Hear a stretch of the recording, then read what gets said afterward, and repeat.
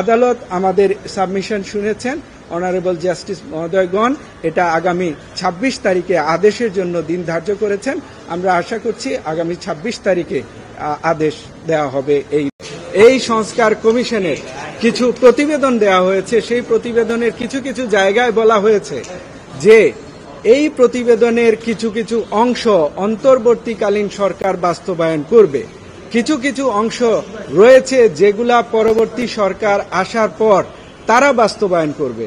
সেই জায়গায় আমাদের কোনো প্রশ্ন ছিল না যে পরবর্তী সরকার এসে কি কি বাস্তবায়ন করবে, সেদিকে আমরা নজরও দিতে চেষ্টা করিনি। তবে যে সকল রিকমেন্ডেশন এই অন্তর্বর্তীকালীন সরকার বাস্তবায়ন করতে চান সবগুলাই তারা করতে পারেন। তবে আমাদের যে সকল রিকমেন্ডেশনে আপত্তি রয়েছে সেই রিকমেন্ডেশনগুলোকে আমরা চ্যালেঞ্জ করার চেষ্টা করেছি। এর মধ্যে অন্যতম ছিল এই রিকমেন্ডেশনে বলা হয়েছে যে সংবিধান থেকে রাষ্ট্রধর্মের যে অনুচ্ছেদ রয়েছে সেটা যেন বাদ দেওয়া হয়। সেই জায়গায় আমরা আপত্তি করেছি যে এই রিকমেন্ডেশনটা সংস্কার কমিশনকে যে স্ট্যাটুটরি অর্ডারের মধ্য দিয়ে তাদেরকে যে ম্যান্ডেট দিয়ে যে জুরিসডিকশন দিয়ে এই রিফর্ম কমিশন গঠন করা হয়েছে তাদেরকে দুই ধরনের জুরিসডিকশন দেওয়া হয়েছিল। একটা হচ্ছে সর্বস্তরে নারীর অংশগ্রহণ, আর একটা হচ্ছে সর্বস্তরে নারীর ক্ষমতায়নের জন্য কাজ করার জন্য রিকমেন্ডেশন তৈরি করা। কিন্তু আমরা দেখলাম এই প্রতিবেদনে কিছু কিছু রিকমেন্ডেশন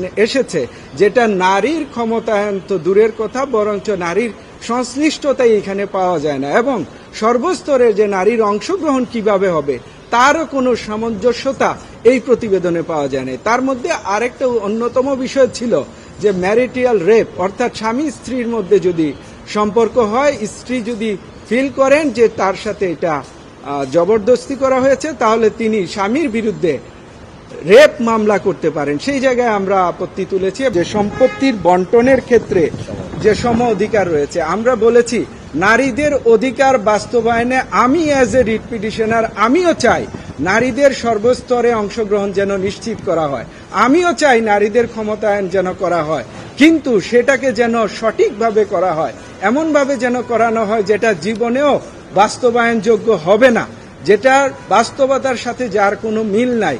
সেই জায়গা থেকে এই রিকমেন্ডেশনগুলা যেগুলাকে আমরা মনে করছি বাংলাদেশের সংবিধানের সাথে সাংঘর্ষিক এবং আমাদের মৌলিক অধিকারের সাথে সাংঘর্ষিক, এবং আমাদের যে ধর্ম বিশ্বাস রয়েছে, আমরা যে ধর্ম প্র্যাকটিস করি, আমাদেরকে ধর্ম প্র্যাকটিসের জন্য সংবিধানের মৌলিক অধিকারকে আমাদেরকে সেই অধিকার দেওয়া হয়েছে। যদি এই রিকমেন্ডেশন কয়েকটা বাস্তবায়ন হয়ে যায় তাহলে সেই জায়গায় আমাদের হৃদয়ে রক্তক্ষরণ হবে, এবং পাশাপাশি আমরা বলতে চেয়েছি অলরেডি কিছু রিকমেন্ডেশন বাস্তবায়ন করার জন্য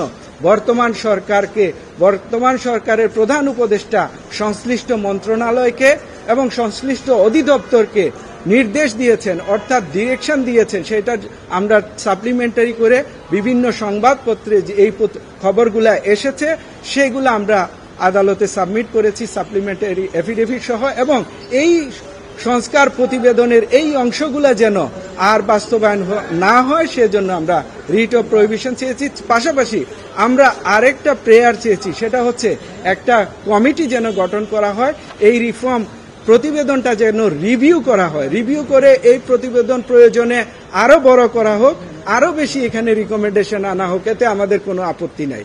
তবে এটাকে যেন বাস্তবসম্মত একটা রূপ দিয়ে একটা ভালো রিকমেন্ডেশন বা প্রতিবেদন জাতির সামনে আসে, যার মাধ্যমে সকল নারী এবং পুরুষ যারা রয়েছে আমরা সকলেই যেন এটার মাধ্যমে উপকৃত হই। আদালত আমাদের সাবমিশন শুনেছেন। অনারেবল জাস্টিস মহোদয়গণ এটা আগামী ২৬ তারিখে আদেশের জন্য দিন ধার্য করেছেন। আমরা আশা করছি আগামী ২৬ তারিখে আদেশ দেওয়া হবে এই রিট পিটিশন।